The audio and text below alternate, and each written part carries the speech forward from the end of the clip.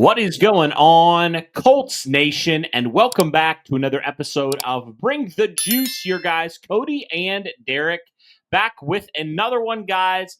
And guys, we are rounding out our series in terms of the positions, talking about the offense. So we are wrapping up the offensive side of things before we hop into the defensive side of things when it comes to reviewing every single position here for the Indianapolis Colts. So Derek, this is a very interesting group in general, right? Where you have some guys who have been, on your team for a number of years now. You have a couple guys who've been in your team for a while who are on, their second and third year contracts, stuff like that.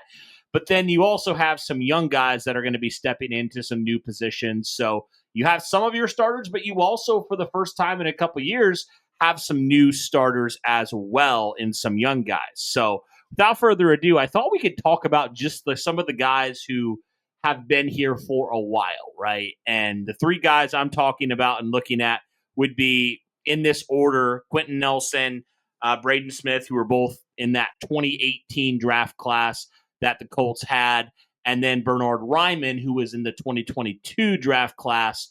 All guys that, Derek, when they are healthy, they are some of the better players at their given position. And obviously the injuries have been the big concern with Braden Smith. Obviously he had all the stuff last year that we know about as well, the non-physical injury, more the mental stuff. But when you look at this offensive line and kind of those three guys who are kind of your veteran pillars in that offensive line room, talk to me about each of them and what they mean to this Colts offensive line, which has over the years been a really, really good unit. It's been a top 10, borderline top 5 unit pretty much every year. So what are your thoughts there on those three vets, those three guys that are kind of your pillars, if you will?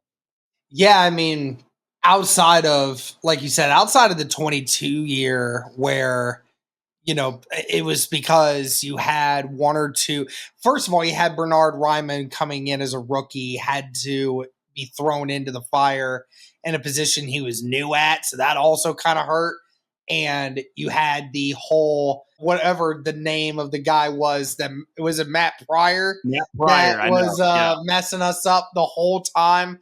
The most unenthusiastic offensive lineman I've ever seen in my life.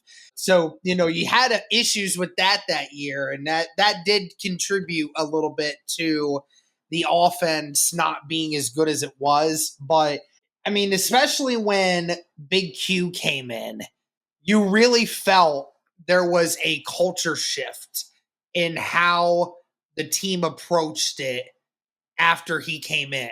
Before he came in, Colts offensive lines, they were notorious for Andrew Luck getting sacked, right? I mean, that's what we heard all the time. Yes, Andrew Luck did hold on to the football quite a bit more than he probably should have, but his offensive line certainly wasn't great. And then Ballard comes in and he starts building in the trenches. And Big Q was a huge aspect of that, regardless if you're a guard or not. That's always been the big problem for me, Cody, is this argument that 5 to 10 years ago, you should never take a guard in the top 10. It just makes no sense because it's just an unneeded position, or it's a very expendable position. But I mean, we're learning now that if you're a great player at any position, you are worth it anywhere. You really are. If you can make a difference in your position for your unit, it doesn't matter where you get picked. And Big Q was one of the big primary resources of that. Again, you got him at pick 6, and he has helped to transform this offensive line and made them tougher because, everybody had to follow suit. The rookie came in and he was the toughest SOB on the line. And everyone else, even the veterans of the group, had to follow suit. Ryan Kelly did. Anthony Costanzo had to. And of course, we can't discredit Braden Smith. Again, we always talk about Big Q in that draft class, but you're right. Braden Smith was the next pick after in the second round and went from a guard position to a tackle position, which he had virtually no experience at. And while albeit he wasn't an all-pro level tackle, I mean, he was a very good right tackle, and that's asking a lot. And he has done a fantastic job when he's been healthy. So obviously, he has been super important. And of course, Bernard Ryman now, with being charged as the left tackle, we often say, Cody, that the left tackle is, maybe the second or third most important position in all of football because you're protecting the quarterback's blind side. I mean, that's the important aspect of that position. And Bernard Ryman, phenomenal. Been phenomenal player and surely will get paid here in the next few years once he's looking for that second contract for sure. I mean, yeah, the impact that these guys it cannot be understated, especially Big Q, especially Braden, guys that have been through the thick of it. And, again, when they've been healthy, these guys are no brainers. Like every single football team outside of maybe a couple would take these two guys in a heartbeat to have them on their team. And Bernard Ryman is quickly ascending in his own right as well. So, I mean, it's great to have your left tackle, left guard, and, your right tackle be as great as they have been. Yeah, no doubt about that. You think you said it right there, right? This offensive line, they are so good at what they do. And having all these guys coming in have been, I mean, especially like you said, Big Q, Braden Smith, that really was the start of a lot of the changes for this offensive line. And Derek, I don't know if you remember, but, back in the day when obviously the Colts had Andrew Luck, it was almost like this, kind of how we have those things that are kind of like really not good stats in our favor. Some of the team stuff, haven't won since whatever in week one, things like that. Colts didn't have 1,000-yard rusher. I don't even know if they ever did under Andrew Luck. It was that bad. Mm-hmm. In fact, I remember when there was a time when, we were even like, when's the last time the Colts have had even like an 100-yard rusher? Like that's how bad the offensive line was for years. They couldn't protect Andrew Luck, obviously. We know that, but they couldn't establish the run either. So the fact when they drafted Big Q and Braden and some of those guys, it really did change just the trajectory of everything. And, with Bernard Ryman as well, you mentioned it kind of being thrown into the fire. I mean, I think the Colts really got lucky in a lot of ways that Ryman turned out to be as good as he has been, because I did feel like they were ill prepared. I mean, obviously you saw how 2022 planned out. They were ill prepared to deal when Anthony Costanzo hung it up in 2020, right? Because they went and signed Eric Fisher. That obviously didn't work out. And then they had Matt Pryor switch over to left tackle, and that obviously didn't work out either. And fortunate enough, Bernard Ryman stepped in and played well. So you're fortunate about that. It was a huge question mark for a while with this team, and it's such a big and important position to have on your offensive line. So definitely great there. But you did mention Ryan Kelly, so I think we can go there next and kind of talk about his departure. Obviously leaving for Minnesota, him and Will Fries both going to Minnesota. So the Colts lost their starting center for the last number of years since, well, when was that? 2015, I think, or 2016, whenever he got drafted. So he was the longest tenured Colt, I believe, on the roster. So you lose him, his experience. Yeah, I know he definitely had times when he wasn't on the field. He had some injuries that would pop up. But he was a really good center when he was available. And then Will Fries, obviously, before he went down last year as well, he was playing really good football. So you bring in two guys that you drafted last year, Tanner Bortolini, who you drafted last year in round 4, and then Matt Gonsalves, who was more of your swing tackle, played right tackle when Braden was dealing with what he was dealing with. Right. But now you're going to bring him down to guard. So what are your thoughts on these two young guys? I mean, we saw flashes, we saw some good things, but we also saw some rookie moments from them as well last year. And now they're going to be tasked with stepping into full-time roles this year. Yeah, I definitely think that there was some expectations when these guys got drafted because, when you and I were discussing these moves, we looked at them and we said, these are definitely going to be guys that are going to take over at some point during this because, Matt Gonsalves, the way everybody talked about him when he got drafted, they were saying, again, the guy that was experienced, the guy that just fit the mold of what an Indianapolis Colt offensive lineman is supposed to be. Everyone said that exact same thing. And of course, when Tanner Bortolini got picked, everyone was kind of raving about that one and saying, yeah, this is going to be the future replacement for Ryan Kelly. I just don't think that a lot of people thought it was going to be this quickly. I think that a lot of people thought, oh, give it a year and a half, maybe 2 years, and then these guys will start filling in these spots. Well, you lost. Ryan Kelly missed over half the year this last year, so Bortolini had to come in and be the savior.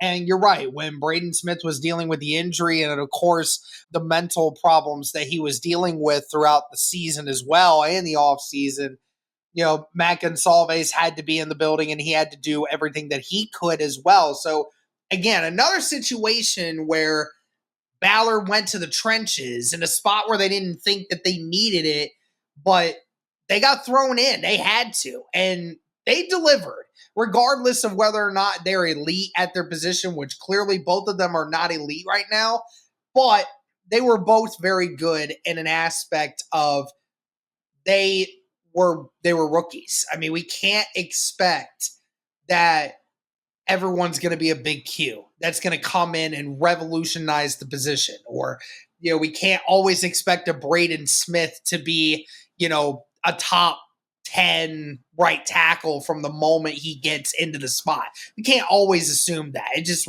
rarely ever happens.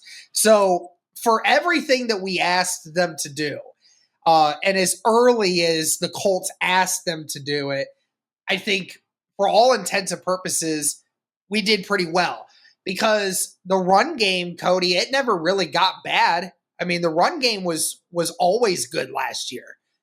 As a matter of fact, when Matt Gonsalves and Tanner Bortolini at times were out there, more so Matt Gonsalves, but the run game was better at times when those guys were out on the field, which is crazy to say because, again, when you lost Will Fries, that also kind of hurt as well. Pass protection, that has room for improvement. But again, these guys are young. They're coming into their second year in the league. And I have extreme confidence that they're going to get even better. And if you told me in their rookie seasons that I felt supremely confident that these guys are the franchise spots for the future, and in year one, and they're still only going to get better, I mean, I couldn't ask for much more. Right, and they were mid-round rookies too, so I think to come in and fill as well as they did, I think that's all that you can ask given the situation that they were thrown into. I mean, we even saw Ryman, right? His rookie year when he got forced into that, yeah, he played well, but he also had some struggles. He wasn't perfect. Like I would say about average his rookie year. I mean, which is great for a guy that you drafted in round 3, given the circumstances and given all the crap going around. And same for these guys, right? Like all the crap that was going around with, the offense, the question marks, the drama. These guys just came to work every day. And I really do appreciate that they did that and filled in well. And, it's going to be interesting, especially with Gonsalves now switching positions, because when he got drafted initially, that was kind of the question mark, right? Was like, is he going to potentially be a guard at some point? Because his body frame, his athletic ability, all that kind of stuff seemed a little bit more suited for right guard than it did right tackle. Now, he can still play right tackle at a pretty decent level, but, playing right guard, I think it's going to fit well into kind of some of his strengths and maybe some of his, shortcomings as well as an offensive lineman. So, yeah, it'll definitely be fascinating to see what he looks like at a right guard, because he didn't really play that last year at all. I don't really think he played much of that at Pitt either. So I'm very curious on that for him. But I think he has everything that you're looking for to be a really, really solid guard. And, that was just a guy, like you said, when they got drafted, Matt Gonsalves was just a guy you're like, he's going to fit in well with this offensive line with Tony Sperano and all that stuff. So, yeah, I'm looking forward to seeing both these two young guys in action this year. But there's also some other guys that we want to highlight as well, Derek, before we kind of wrap this up. Obviously talking about Danny Pinter as well, who will be competing for that starting center position. I don't know if he's going to win it or not, but he's still going to be in competition there, no doubt about that. And then you have guys like Dalton Tucker, who's probably going to be a backup guard. You have obviously Blake Freeland still on the roster. And then you drafted Jalen Travis as well in this last draft. So there are some young guys here that I think will potentially be asked this year to, obviously you hope that all 5 of your starters stay that way all year and nobody gets injured. But reality is somebody's probably going to get nicked up along the way. So you might see one or two of these young guys, or even, we'll see, get some snaps, some meaningful snaps with the starters. But what are your thoughts kind of on some of these backup young guys here that are going to be potentially competing there for some backup roles? Yeah, it's definitely good to see that, we have some solid depth behind it now. I will fully expect that the Indianapolis Colts will probably still make some kind of move at the offensive line before the season starts. I really do feel that they will, because once cuts happen, I think they'll probably scoop somebody up because, yeah, you have depth, but in retrospect, I don't know how I feel about some of these guys. Blake Freeland, I don't really have a lot of confidence in. Just has continuously gotten burnt from the moment he's been here. It's not been a great situation for him. I enjoy Wesley French. I think that he could be a great backup. I don't know now. I mean, it'll be interesting, Cody, how Wesley French fits into this, because if you have Danny Pinter as well, I know you prefer to keep Danny Pinter inside as much as you can because Pinter's just a little bit smaller than your average person should be. I wonder if they move French to guard and put Pinter at center. If that's how that works, I would feel confident in it. I have confidence in Wesley French. I like him as a backup, and I like Danny Pinter too as a backup center. I think he's capable enough to play a couple games if need be. We saw how bad Dalton Tucker was at times when he started playing against guys that were more the ones. Got really bad. There was a couple reps when the depth was being tested last year that, it was not a good look. And, again, Dalton is a young player.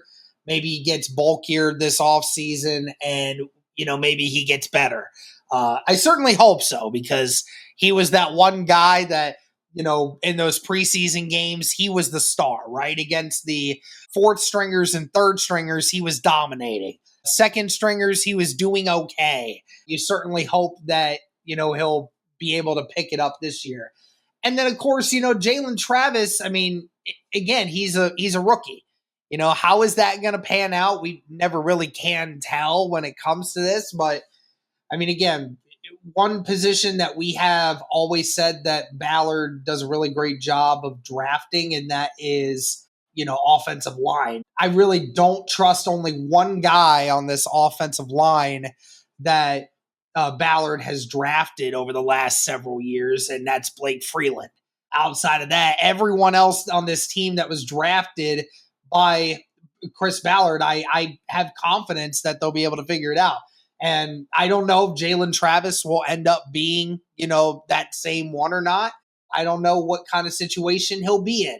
But he certainly has the intangibles. He certainly has the size to be able to be a swing tackle and, hopefully be able to take on those quick edge guys. That's going to be the important aspect of it. But, yeah, I mean, outside of the Dalton Tucker questionability and, the severe lack of confidence in Blake Freeland, I like everyone else for the options when it comes to this offensive line. Yep. So this is a unit that definitely is going to be a little bit different this year, but you think you have some confidence in some of these guys, some starters and some backups to figure it out. But we'll just have to see what those new changes look like and how those guys perform. But guys, that'll do it for this one. Let us know your thoughts on the offensive line in general, the 5 starters, some of the guys that are going to be filling in as some backups, potentially spot starters. Let us know all those things in the comments down below. But that'll do it for this one, guys. Thank you so much for tuning in. We greatly appreciate it. And as always, go Colts.